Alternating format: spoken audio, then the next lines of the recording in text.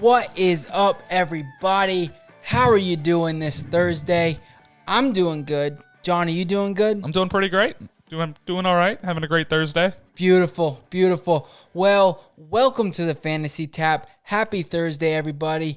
I'm excited to get into our show today. But before that, let us introduce ourselves real quick. I'm Michael. I'm going to be John. Today, you're going to be John today? I'm going to be John. Not tomorrow. Yeah, what's tomorrow's name? Steven. Steven. Tomorrow's Thursday. Johnson? Yeah. Ooh, Find me on Facebook. Yeah, there's a little backstory to that. But we won't get into that today. But anyways, again, welcome to the Fantasy Tap. We're super excited to have you guys today. John, you want to... there's a little bit of exciting news today. I mean, well, almost news. We'll find out in about an hour and a half the prize of the Listener League. You kind of want to touch on the Listener League again real quick? Yeah, guys. So we are going to be doing a Listener League for this upcoming season. We are looking to do mainly only active listeners, people that are actually listening. So we are currently looking for a few more people to fill up the last handful of spots. So send us in on our social media. Reach out to us at the Fantasy Tap and the Fantasy Tap at gmail.com. And we're active on Instagram and Twitter. So if you guys want to join in on the league and play with us, maybe beat us out and tell us you're better than us. Big maybe. But we do have a prize for the winner of the league. And it's looking like we're going to get it. It's looking like we're not going to announce it today, but tomorrow's episode we will be talking about it, and we will be letting everybody know. Unless we lose it.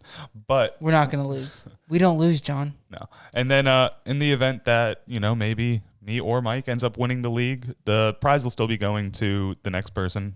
So we won't be... So pretty much what he's saying is whoever comes in third is going to be taking home this prize, because I'll be first.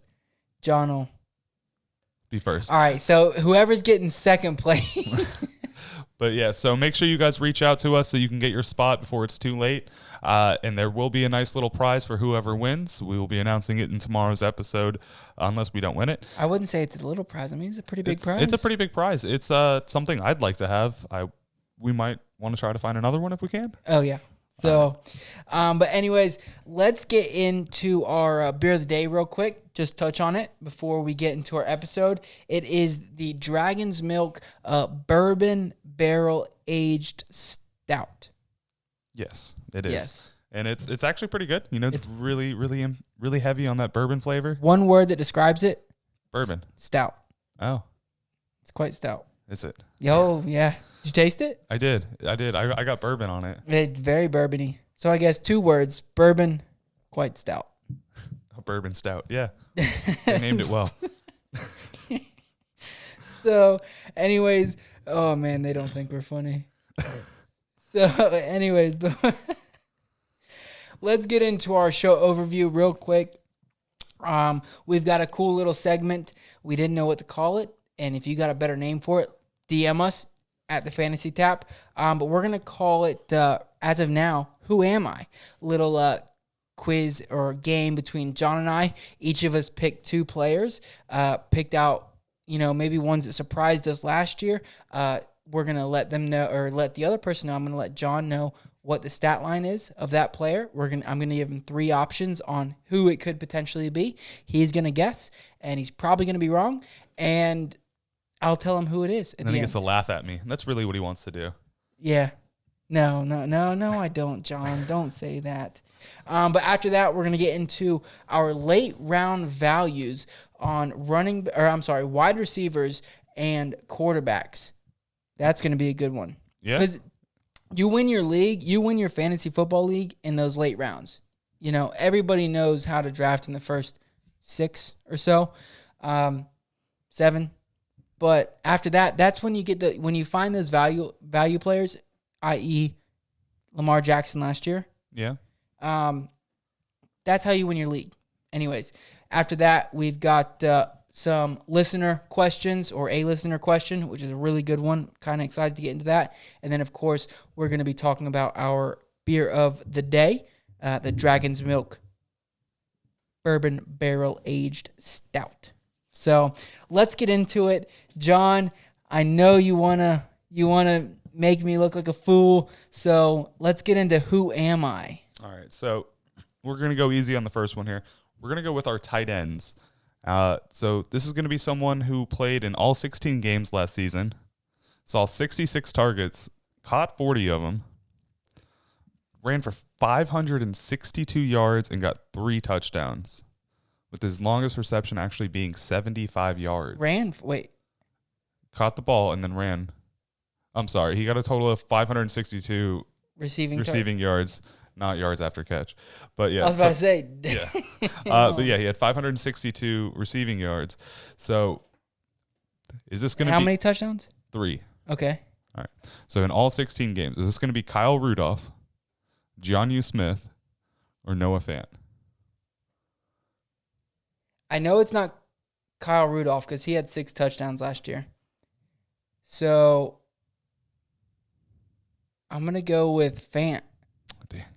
Ooh, I'm right? You're right. Ooh, yeah. Baby.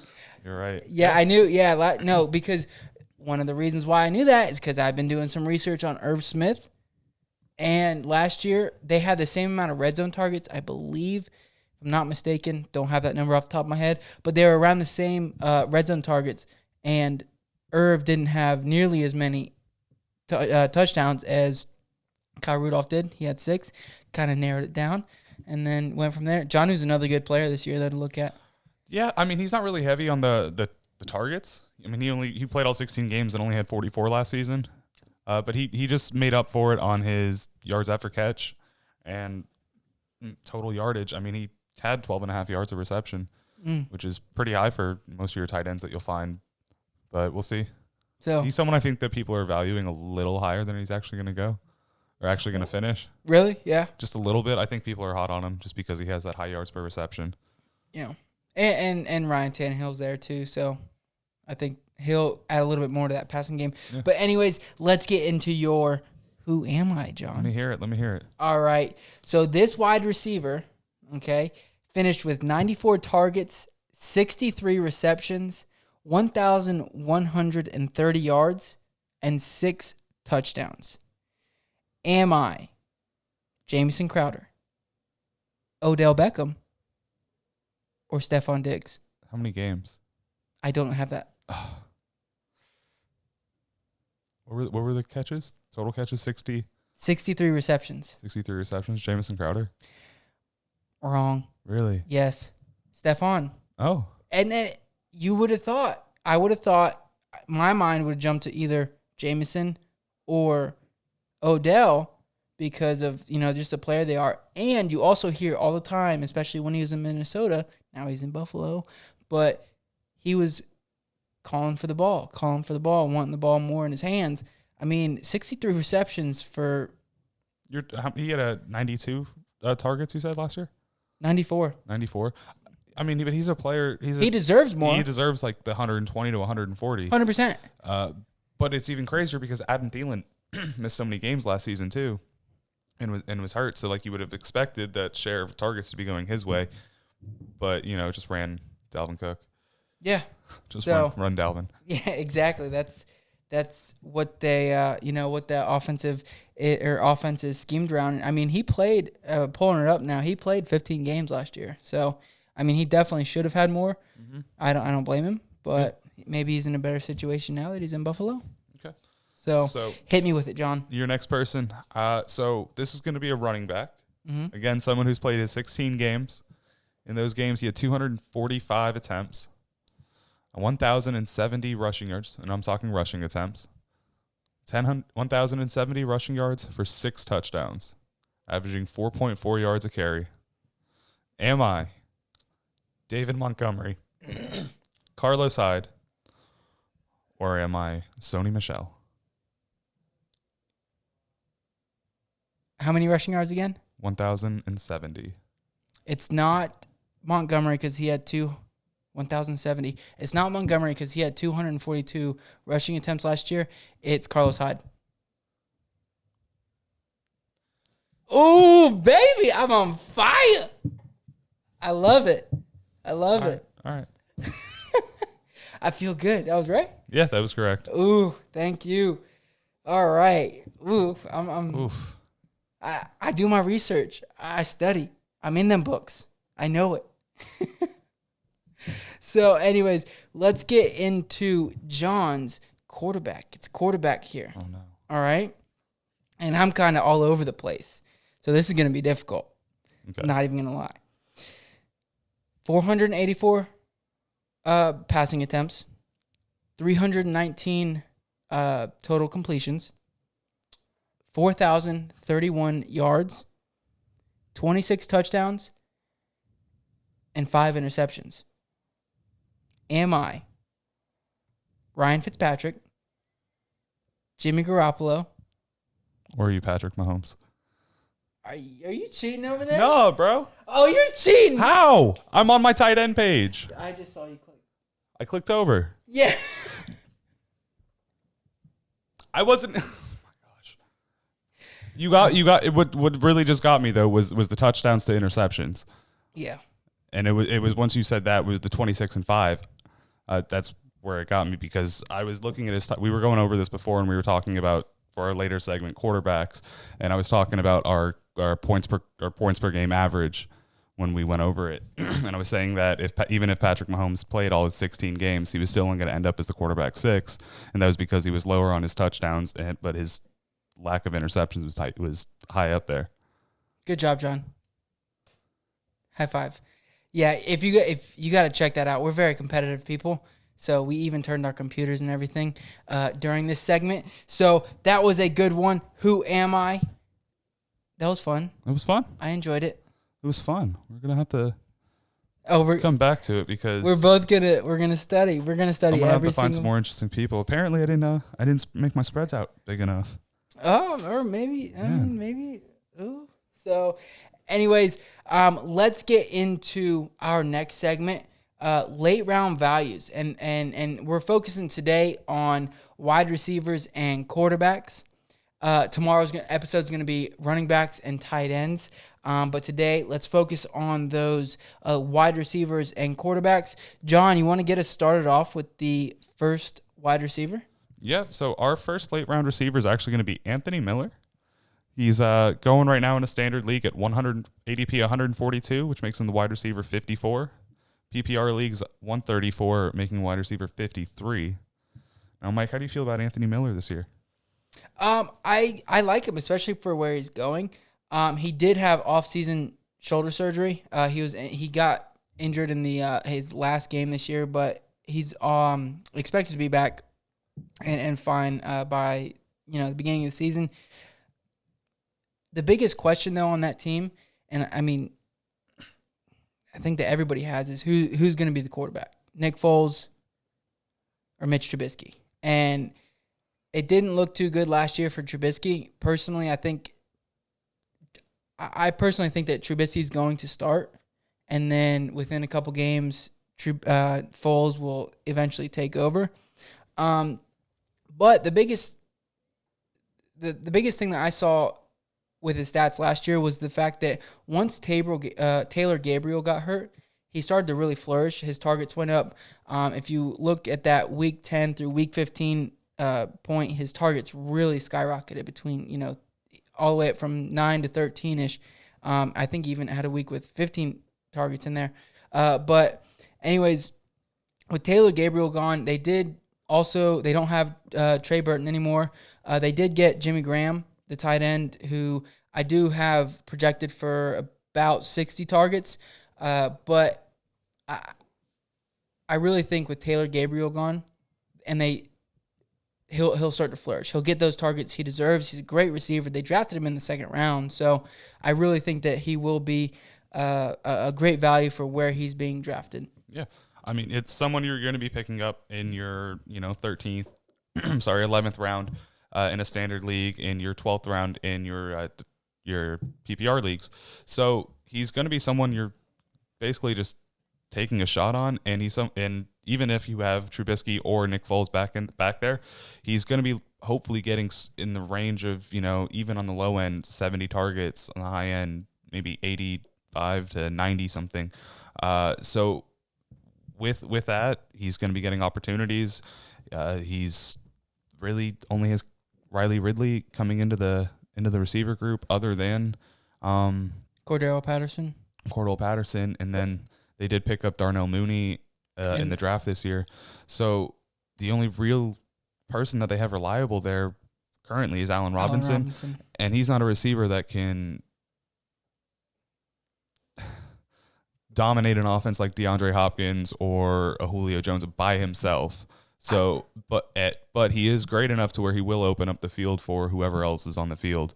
So Anthony Miller is going to be a solid wide receiver 2 for the team and make him at least a great flex play almost weekly, depending on his matchup.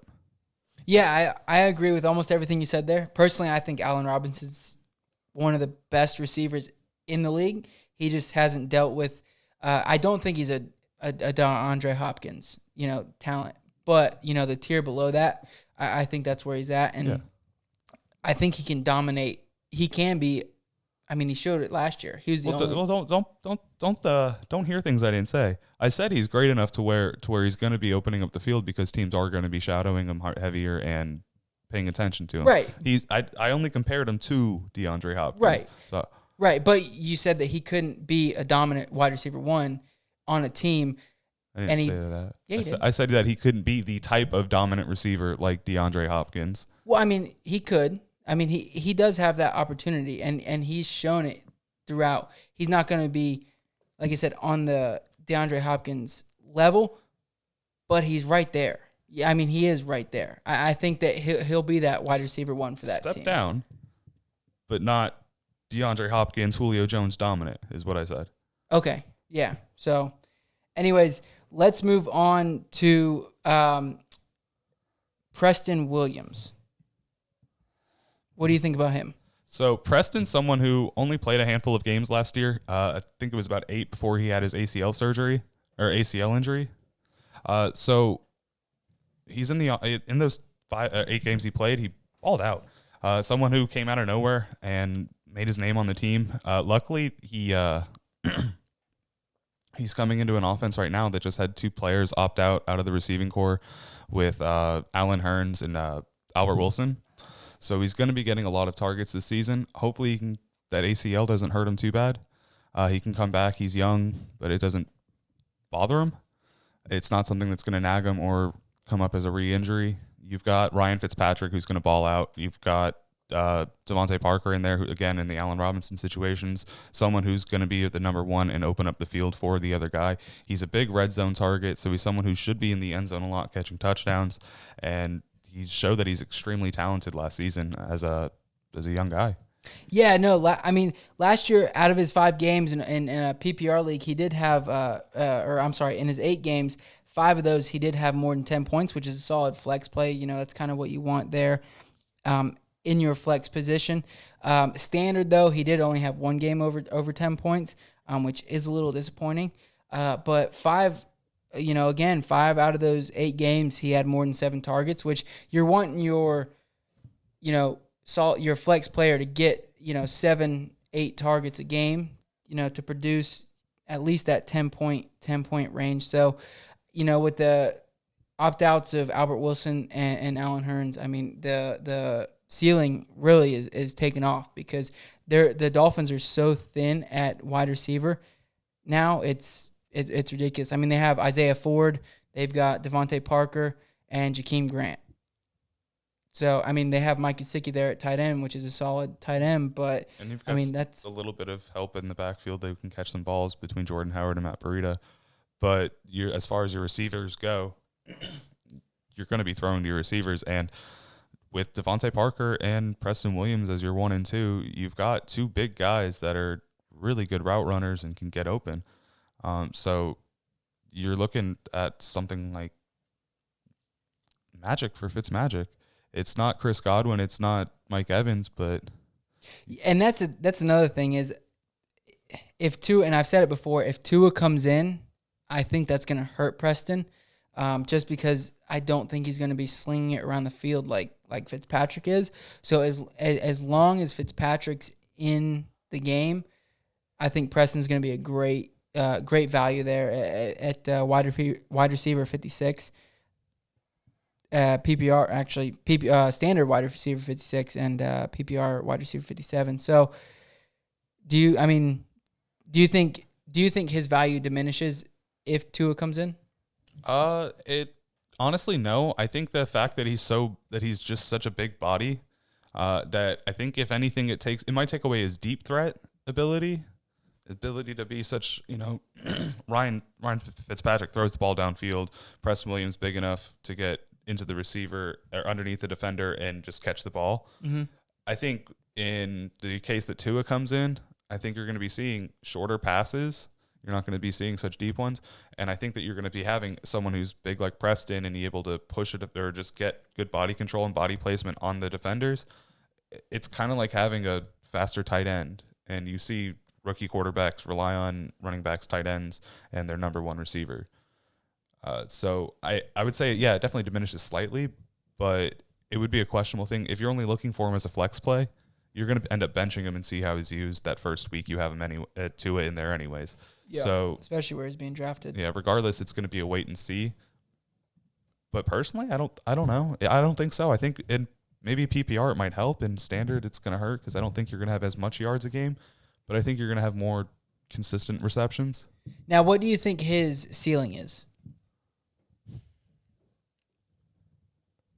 Crazy. It's like crazy. His ceiling. Absolute ceiling.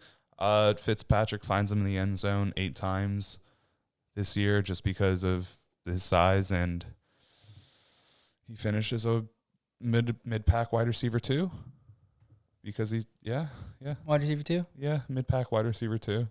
Yeah, I agree there. Maybe a high-end wide receiver 2, but that's kind of high for him. So I would agree. Maybe a little higher, but right around that mid to high-end wide receiver 2 is where I have him at his ceiling, especially with Devontae Parker there. Now, if Devontae Parker goes down, potentially it could open it up. But so, anyways, I just think he has a ton of opportunity. Yeah, and that's something you're going to be looking for in these late rounds anyways, would be to find someone who has a pretty good ceiling for someone you're just going to be picking up and either, undrafted to 12th, 13th round, 11th round.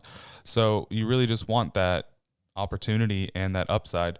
And like you said, if Devontae Parker does go down, as thin as the receiving core is, if they don't sign AB or Josh Gordon, you're not going to be finding a lot more talented receivers than Preston Williams in the free agent market right now. Washed up Dez? I don't know. A washed up Dez is better than a Preston. Oh, no, I agree. Yeah. Yeah. So if Devontae Parker goes down, he could have low end, depending how early he goes down, but he could have a low end 1 finish. So, anyways, let's move on to our next wide receiver. He's already shown flashes. He's had a chemistry with his quarterback, and then he also had another receiver opt out, and that's Allen Lazard. There with the Green Bay Packers. He's currently in standard leagues. He's going 162 ADP, wide receiver 63, and then PPR he's going ADP 156, wide receiver 59. He's got a ton of upside. And like I said, last year you could see it throughout the years. Now, he didn't put up amazing fantasy games. He had a couple. I believe it was 3 over 10 points, which isn't amazing, but he did show that chemistry if you were watching them on the field and things like that. Equinemius St. Brown, though, last year was not on the field at all. He was on IR all 2019. But at the beginning of the season, Marquez Valdez-Scantling, he did have a higher percentage of being on the field. The year before that, he was really somebody who we thought was going to blossom into that number 2 receiver on the Green Bay Packers. But Allen Lazard in the back half started outplaying him, playing more snaps, and showing that connection with Aaron Rodgers. So at this ADP, I mean, 162 in standard, like I said, and 156 in PPR, he could way outperform that. Yeah. Absolutely. Again, late round upside. Best receiver on the Green Bay Packers right now is going to be Devontae Adams. They had Devin Funches in there as to be a depth receiver. He's someone who showed a little bit of flashes when he spent his time there in Carolina, but hasn't really just been exceptional anywhere. But Alan Lazard has gotten a lot of props from Aaron Rodgers, even coming out earlier this offseason saying that he has a lot of potential in the guy and he thinks he's someone he can trust. Don't know if that was before or after the draft. Hopefully he's going over to all his receivers, making them all love him now. But I think that, with just the amount of targets the amount of times that Aaron Rodgers throws the ball a season, he hasn't had many seasons under 550 targets or 550 passing attempts. So if you only have your Jay Sternberger as your tight end and Devontae Adams on your wing as your wideout, you don't really have a lot of people that you can throw the ball to. So you're going to be looking for that reliable number 2 option, and he's someone in the past season and the past season before that has shown that he's at least reliable in catching the ball, and he's gotten a share of the targets. The last 5 games, he went from roughly about 12% target share to a 22 target share by the end of the season. The last week 16 and week 17, so it seems like they were starting to get their footing together, and hopefully they can make it happen through the rest this upcoming season. I'd like to see that Alan Lazard finish like as a medium, again with Preston Williams, like a mid-range wide receiver too, just based off of PPR and targets. Yeah. So I mean, I 100% agree that Alan Lazard is.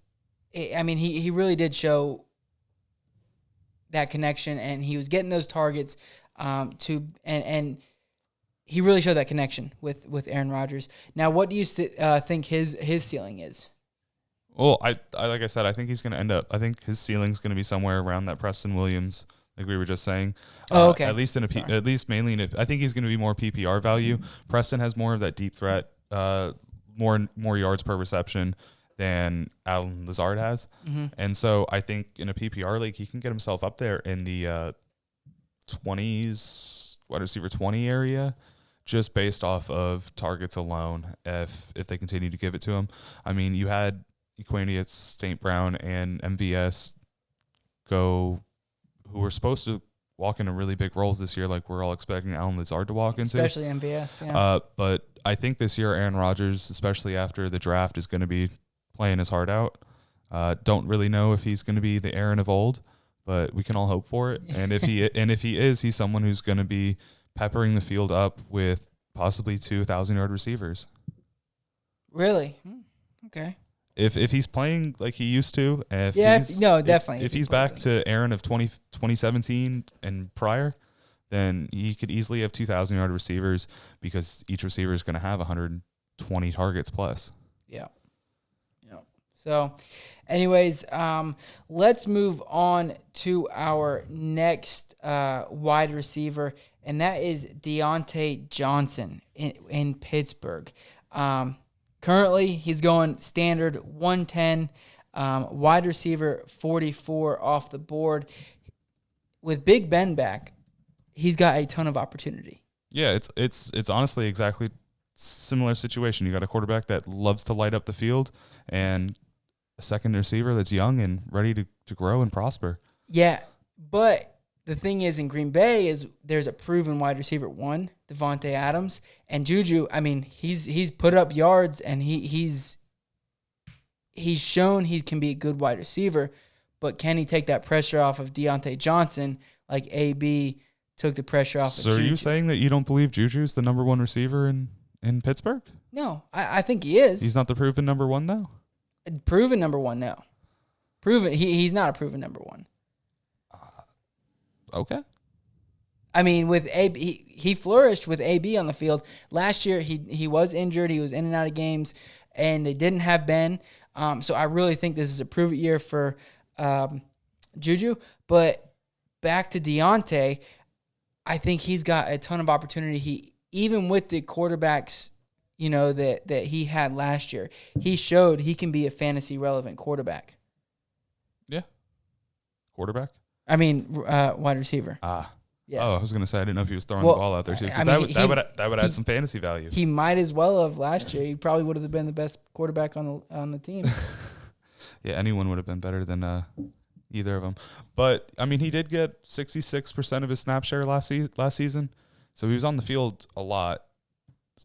You did, like you said, you had Juju out for a lot of the season. James Conner had some injuries. Even Jalen Samuels got injured for a few weeks. So I think he's someone who's talented and could see a lot of opportunity this season. I think that, I don't know, you really got me on that. You don't think that Juju is going to be the number one? I think Juju's going to be the obvious number one for Ben coming into this season. No, I don't. I think he's going to be number one. I just don't. He hasn't proven himself to be a wide receiver one for an NFL team yet. Damn. You don't think so? I mean, man. AB was there. AB was there the years he balled out. His 1,500 yard. It's not his fault. There's another good receiver on his team. But last year still he showed it. He's still the most talented. I'm not saying he's not. I'm not saying he's not. But I'm saying that he hasn't showed that he's a true NFL wide receiver one. I mean, he didn't really show it last year. I mean, he only played, 13, 12 games last season? I don't know. You tell me. I don't have it in front of me, but we can pull it up. But, I mean, he was disappointing in, fantasy football last year. So, I mean, and you could tell, Deontay, he flourished with or had a decent season, with the quarterbacks they had last year. So I think Pittsburgh will be an interesting team this year with Ben, and I think that overall they're going to benefit from having Ben back. Oh, I mean, absolutely. Quality of targets is going to be going way up, and that's something that matters when you're talking about a receiver. Especially when you go for depth of target too. So I think that you're just going to see – I think you're going to see two great receivers. I don't want to sit here, but as late as you're drafting Deontay, he's an obvious someone you're going to want to pick up. He's going to be peppered with targets. He's going to be seeing the ball a lot. And he's shown last year that he can do it once he gets the ball in his hands. So if the opportunity's there, he's going to take it, pick him up. But wow. I really got you there. I'm just surprised. Hey, it's your beliefs. Don't let me change them. Oh, you're not. So, anyways, let's get into our quarterbacks now from our wide receivers. So those were our four. I'm sorry, wide receivers that we think you could take late round, and if you're like we said at the beginning, those late rounds are really where you're going to win it. Personally, I think this year, and you could argue either way, but I think this year could be a really good year for going a running back heavy strategy at the beginning of the draft, and then picking up those wide receiver pieces later on. But anyways, let's jump into Cam Newton, currently ADP 188. Quarterback 29 off the board. John, hit me with your thoughts. So quarterback 29 for someone who's proven to be, quarterback one almost every year that he's played 16. He's coming into the offense, one of the best coached teams in the NFL. Their offense doesn't have as many weapons, but he's shown that he can work without them. He's littered the backfield with targets when he's played to Christian McCaffrey before. You've got pass-catching running backs on the team. You've got Sony Michel. You've got Damian Harris. So you're going to get a lot of receptions out of him. You're going to be getting a good game script, great team, a lot of touchdowns, a lot of wins. But fantasy-wise, he's shown that he can light up the field. Even Tom Brady last year finished as the quarterback 12, and that was with absolute terrible receivers. Their first-round draft pick got hurt. So if Tom Brady can play the game and finish quarterback 12 with barely any rushing yards, you've got Cam Newton here who just needs to if he takes it an extra 200 yards this season for 2 more touchdowns, would have brought him up to the quarterback 8. So easy quarterback 1, low-end 1, mid-range 2 that you're picking up undrafted. And so now you've got all your rounds to pick up as many studs as you can and load up your roster to pick up a quarterback that's might not even be picked up by anyone by the end of it. Yeah, for where he's being drafted, I mean, it's ridiculous value. I mean, out of his entire career, like you said, only 3 seasons he did not finish as a quarterback one, or as a quarterback one, and one of them was last year. He finished as the QB 51 because he didn't play that much, obviously, and then 2016 finishes the quarterback 17, and then 2014 also finishes as the quarterback 17. So, I think he's going to help out James White on the team personally. He's used to, like you said, throwing the ball to that running back there, especially like Christian McCaffrey. Julian Edelman is on the team. I think he'll really benefit. But picking him up so late, as late as this, you can really stack your squad with those wide receivers and running backs to really boost your team and give you that depth you need to make a run for the championship. Even if a player goes down and you draft Cam this late, you can pick up that depth, like I said, and carry yourself through the season, and you really won't miss a beat. So taking a quarterback this late is great value. The only question I have is he going to be the starter week 1, or is it going to take a couple weeks for him to get in? So personally, I don't think it's going to take him any more than 1 week, if at all. And so even if that is your case, it's fantasy. You can pick up a streamable quarterback off the waivers for a week. You obviously aren't going to want to rely on that person, and you're not going to want to have to play that waiver game every week for your quarterback. But if you roster Cam, knowing that he's eventually going to be taking that quarterback role, you're going to be seeing consistent low-end 1, mid-range 2, high-end 2 quarterback numbers week in, week out once he takes over. So if you take this route and you decide to put all of your stock in Cam Newton, you're going to pick him up in your last pick because he's just going to fall there somehow, you're going to have to play that waiver game and you're going to have to commit to it. So, but it could turn out. I mean, if you're not going to be drafting a quarterback in the 4th, 5th round to end up with, your Russell, your Kyler, but you have someone that could end up among them on a great season, and now you can actually take a tight end, a receiver who's still going up there, like a Tyler Boyd or he's part of the questions later. That's a good one. Tyler Boyd or like Calvin Ridley, or great receivers that are going around the fifth round still. Just pick up your quarterback late, and you can find one of the best ones that's ever played, fantasy wise, and in the undrafted 14th round. Yeah, no, he's a absurd value. It's just getting past that first week that you're really gonna have to focus on. If you do grab somebody late, and he doesn't start, which personally I think he will start. I think he'll be the starter, from week 1. But if he's not, and you do pick him up late, you're going to have to drop a player. If you don't take any quarterback in front of him or behind him, you're going to have to drop a player in order to pick a quarterback up for that week 1 or until he gets in. So just keep that in mind if you do that. So, but right now, I mean, if you're drafting today, I'm drafting Cam Newton as my quarterback 1 all day because it's so late. It's ridiculous. And he really get crazy value out of your players. And worst comes to worst, you can stream quarterbacks. I mean, that could be your game plan. You just have to make sure you're ready for that. Yeah, you got to listen to the fantasy tap in order to do that. So, yeah, you got to stay 2 weeks ahead of the waivers when you're planning on streaming a player week in, week out. Exactly. Especially if you're in a fab league. If you're in a fab league, or if you're in any sort of league where other players are doing the same strategy, you want to pick up your quarterback as early as possible.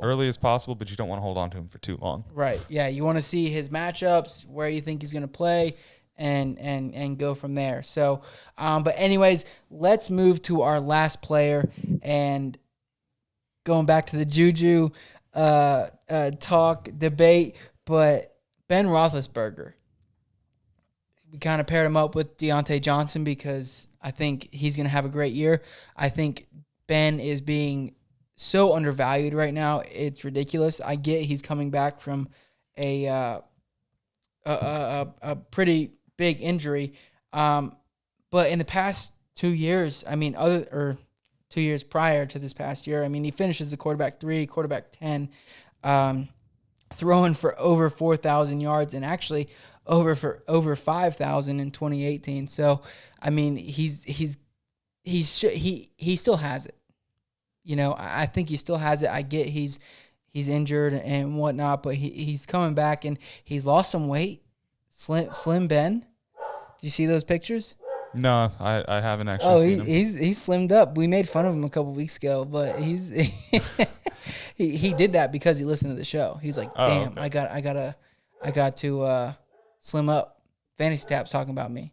So, but I mean, ridiculous value there. Going as the quarterback 17 off the board. I think he'll finish as the quarterback 10. Hopefully he'll prove to John that Juju's a wide receiver, NFL elite, wide receiver 1. Okay. So anyways, what do you think? I mean, what are your feelings on Ben? I think Ben's an absolute monster.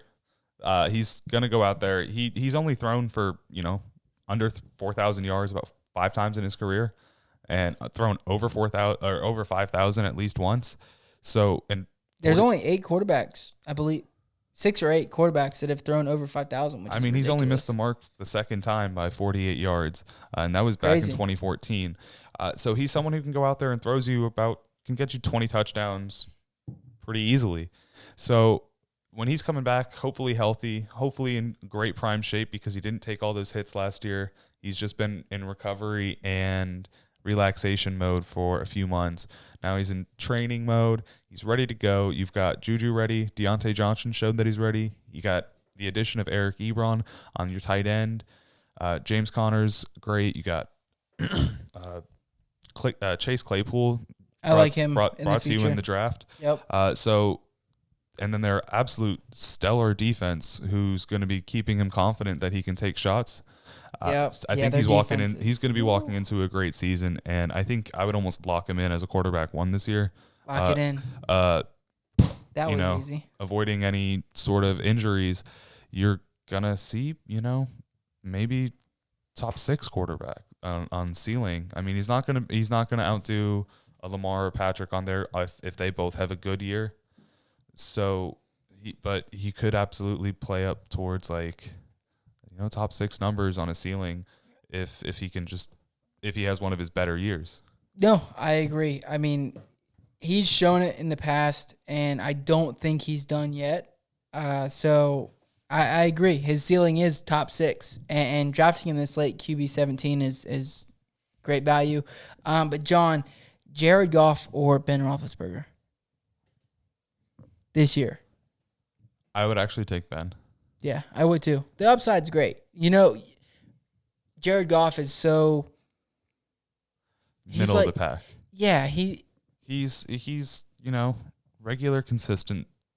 Okay, it'll get me by.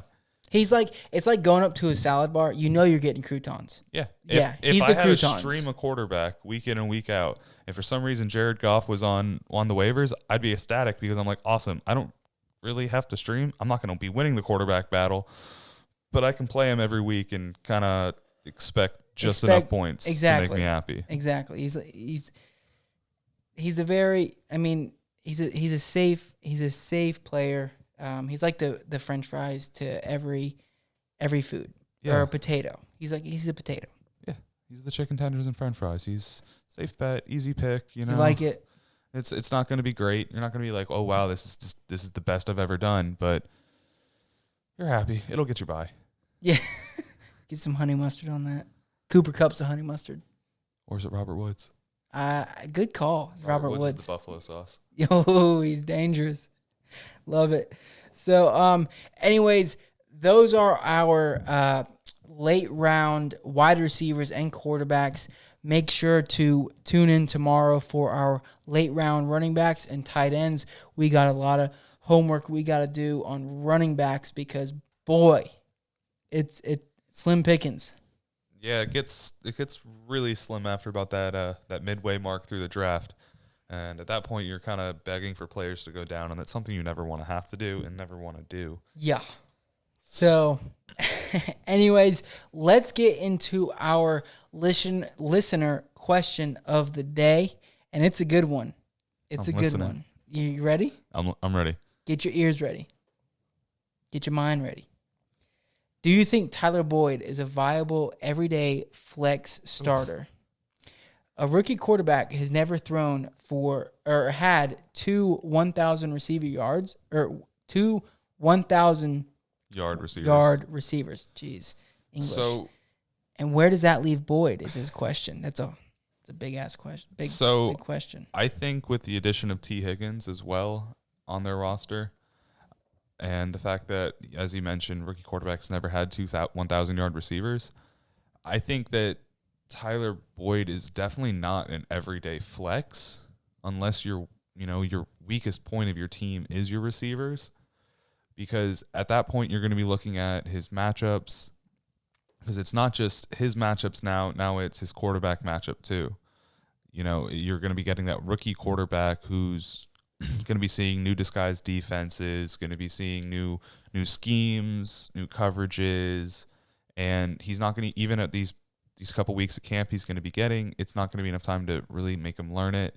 So if he's going up a really good defense, no, you're not playing Tyler Boyd as your flex unless you have to. So as far as everyday, no. Does it make him a viable flex throughout the season? Probably 10 games out of 13. He's a really talented receiver, but unless AJ Green goes down, he's going to get his targets eaten up a little bit. And I wouldn't want to have to rely on him week in and week out. Yeah, see, as a flex player, I think he's there. I really do. I mean, he showed last year that... Last year, AJ Green was out all season. I get that. I understand that. So he had the obvious number one role on the team. Right. But I'm saying I'm not looking for wide receiver 1, 2, if you're in a 3 wide receiver league. But, I mean, I think that he'll at least put up flex numbers this year. I actually was projecting both of them last night, or the Bengals, I'm sorry, last night, and I don't have either of the receivers going. I don't have AJ Green, I don't have Tyler Lockett, I have nobody going over 1,000 yards receiving. But I mean, as a flex player, I think it'll be a solid flex. I mean, last year he had 147 targets. Obviously, AJ Green was out. 90 receptions for over 1,000 yards, 1,046, and 5 touchdowns. Now, obviously, I don't see him getting 146 targets, but I do see him getting at that 100 mark, 100 mark of targets. So, I mean, I don't think he'll be... I'm sorry. Go ahead. Are you taking the upside that he has one of his good games and not one of his bad games week in and week out? Well, I mean, last year he had a game where he finished 6.3 points, 4 points, 2 points. I mean, it does matter on the matchup, but at the same time, I think he's going to have a better quarterback. I think that Joe Burrow's a gunslinger. I think he's better than Andy Dalton. And who did they start last year? I don't even remember after. AJ? Was it AJ McCarron? No, because I picked this guy up and I dropped him. Ryan Finley? Yeah. Yeah. So I picked him up in the draft, my last pick of my rookie draft. Can't blame you. Hey, he came in and I was like, let me take him off the taxi squad. He came out and he left my team too. Yeah, real quick. So, I mean, I think they'll be throwing the ball enough to where both AJ Green and Tyler Boyd will be decent. I think they'll both be flex players. I think, AJ Green, I have AJ Green as like a wide receiver 2. Yeah. And Tyler Boyd, I think he'll be a solid flex. So, I mean, I do think that Boyd will be a flex player. So I think he's going to be a flex player, but the question was everyday flex player. Yeah. So when you say everyday flex player, to me that sounds like, hey, you can put this guy in your flex every week and you don't have to take him out all season. Yeah, I mean, but no, I think he's definitely matchup dependent, and I think it showed last season that even if he has a bad matchup, he's. You don't think it'll help with when AJ Green's on the field? No, because I think he's going to be seeing a lot. I think he's going to drop down to, from where his targets were last year to probably about 80. But that's not going to free him up, you think, with defenses and stuff like that? Even if it frees him up, I still think that his targets, or he's not going to get nearly as many targets as he did last year. He's not going to finish with as many catches, touchdowns, or yards as he did last year by the end of the season, even if he's freed up more. His quarterback's not going to be throwing 2 receivers for 1,000 yards, so he's not going to be getting 1,000 yards at the end of the season. Well, no, and I don't have either of them like that. But, I mean, I think he's going to get enough. I think he's going to get over that 900-yard mark, and I think my projection is he'll get that 6 to 7 touchdowns because they have A.J. Green back. Now, if A.J. Green goes down, it might be a different story. Well, yeah, if A.J. Green goes down, it's a completely different story because now he's in that number 1 role. I actually think that T. Higgins will benefit more if A.J. Green goes down than Boyd would. Well, obviously, I would agree because T. Higgins would actually be stepping onto the field at a more consistent point at that time. But you would still, I don't know. I really just don't see that Joe Burrow can make Tyler Boyd consistent enough with the additions in the offense that they've had to be a flex player week in and week out without me looking at the matchup and deciding whether, unless my receiving and my running backs are so weak that I'm happy to risk a possible 4-point game with them on a bad matchup. If they're playing the Steelers defense twice a year, I'm not playing them. Yeah, no, see, I do think, I mean, personally, I think that Boyd is a solid flex player. So I guess that's why you listen. You got to get different perspective. So anyways, that's it. That's what we got today. Now let's get into our beer of the day.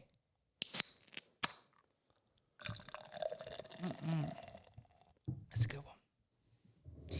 So John, tell me about the Dragon's Milk, the bourbon barrel-aged stout. This dragon was hammered. Ooh, yeah, it's pretty heavy. Whatever milk squeezing out of this teat is extremely still littered with the alcohol the dragon was drinking. So this is just a smack in the face with some bourbon with a little bit of hops mixed in. Yeah, it's straight bourbon. So if you're a bourbon drinker, you already probably know about this. I'm a bourbon drinker. Love this. So it's definitely pretty heavily bodied. It's pretty light on the mouth though, for as strong as the flavor that comes across is. It is an 11% ABV, so definitely feel it after a few drinks. Yeah, I would say this beer is for a great one if you had a really, really, really, really bad day at work and you want to drink like 2 and sit on the couch and do nothing else. So, yeah, you're not going to be pounding these all day on the sandbar. No, good. Or if you're just a beer drinker, you can have this with dinner, just one. Sit there and enjoy your dinner. Emphasis on the one. Yeah, you're not sitting here trying to pound these because it's a lot of flavor to go through, and you're gonna want to enjoy it, especially if it's something that you like. But as far as the IBUs are only at 30, so it's really not that bitter. It's just that bourbon flavor that's really coming across. Yeah. There's really no bitterness to it. It's brewed with some Glacier and Nugget hops, and it's malted with two-row wheat, Munich caramel crystal, black and chocolate malt, and then flaked barley. As far as the smell goes, it definitely hits you right in the face with that bourbon. Yeah. And then kind of packs in the transition from the bourbon to the beer almost kind of like seems almost like a wine to me, a non-fruity, like not a really like bland dry wine. Yeah. It's it is quite dry. It goes quickly through. But a little bit of hints of like hops and chocolatey smell. Did you get that at all? Yeah, very chocolately. But the bourbon really punches me in the face, to be honest. I mean, it lets you know it's there. I mean, like the bourbon, at least, it shows that it was aged in the bourbon barrels. I mean, I'm a big bourbon drinker personally, and I've had a few different bourbon barrel stouts, but this one really gave off that bourbon vibe. And if you're not, like John said, if you're not a bourbon drinker, not for you. It's not for you at all. I'm personally not a bourbon drinker, but it's just enough for me to. It's good enough for me to keep finishing it and not just It even gives you that like honey smell, like when you take a whiff of it. Get that little bit of sweetness to it. Yeah, a little sweet honey vibe. But anyways, New Holland Brewing was founded in 1997 in Holland, Michigan.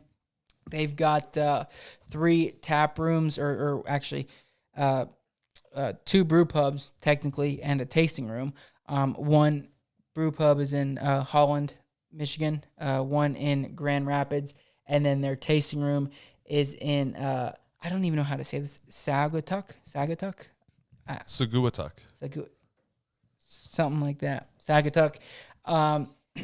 Michigan. But yeah, Michigan. So anyways, check out their website for at newhollandbrew.com. That's Holland with 2 L's.